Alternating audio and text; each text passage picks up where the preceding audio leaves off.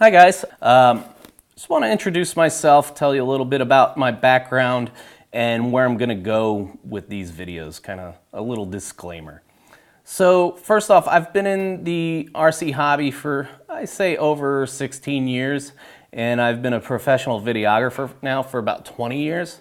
And I did a lot of work with multi-rotors, building them, mainly AP drones, you know, for carrying a camera for video purposes for my company. This was back before the big DJI boom, and then once that started kicking in, I kind of bailed out because there's really no reason to do it anymore. I mean, DJI is doing such a great job with that stuff, like the Spark and the Mavics and the Phantoms. Once they came out, I stopped because the image quality and the stability with those little rigs were amazing. So anyway, I did fly a lot of 3D planes and helicopters, I'd say up till about 4 or 5 years ago, and then I just kind of got in over my head. I was spending a lot of money on the rigs and crashing a lot and getting frustrated because I wasn't growing with it. You know, my skill wasn't keeping up with the money I was spending, basically. And so I took a break, and since then I've been hopping on RC groups and YouTube and seeing what's going on with the trends in RC. And man, I tell you what, the FPV stuff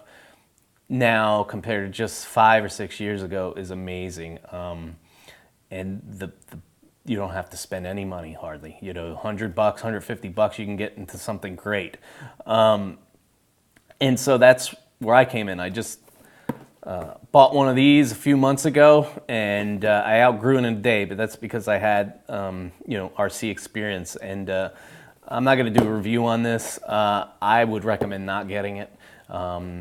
You'll outgrow it, and the parts aren't the greatest. The goggles are okay. I wear reading glasses, and they don't really work, and I've tried all kinds of things, magnifying glasses in there, like credit card size magnifying glasses, and they just don't work for me. And so I gave it to my kids, and even they don't like it because the transmitter, it's just fidgety. There's no good middle throttle ground. You either gotta really give it all the throttle, or you know, it's not sensitive enough where it makes it entertaining. And I let them try my transmitter with some of my other micro drones, and they love it. So even they're not even using it because they rather fly Dad's big transmitter with the nice drones. Well, it's a good drone. I think if you can get a multi-protocol that works with this, but I don't think they have it for this protocol right now. But anyway, I would buy a la carte, and that's where I come in. I'm gonna review products that are BNF, bind and fly, ready to fly, things where you don't have to solder, do any of that. I don't want to do any of that anymore. I spent years and years building balsa models, repairing them, building drones, and messing with flight controls and things like that. I want to get away with it, and I want to have fun. I want to put a battery in it, bind it, fly it, crash it, and repeat. And the reviews I want to do for you will be from the angle of a person that has bought the gear and used it for quite a while. I'm not going to get something and just because it's hot, try to get the review out there. That's not where I want to go with this. I want to give you a review where I've had experience and hours using the item, and I want to show you how it takes a beating, or if it doesn't, how, you know, does it work well with a beginner or novice or somebody with not a lot of experience like myself, because I've been out of it for so long, I don't remember all the technical aspects of speed controls and milliamp hours and volts and things like that. You know, I dove right into Betaflight, and it reminded me of some of the software for DJI that would come with like Phantoms and Flame Wheels and their little controllers. So it was kind of easy for me. I kind of had a little advantage. But that being said, I think if you're going to get something like this, do not do it. No matter how cheap you can get it and whatever, save the money, buy a la carte pieces. In the long run, you're going to have a better experience. And your learning curve might be a little higher, but you're going to appreciate it because once you get into Betaflight or any of those programming softwares for these boards, it's pretty easy, and it will help your experience in the long run flying, because then you can tune the things to how you like them.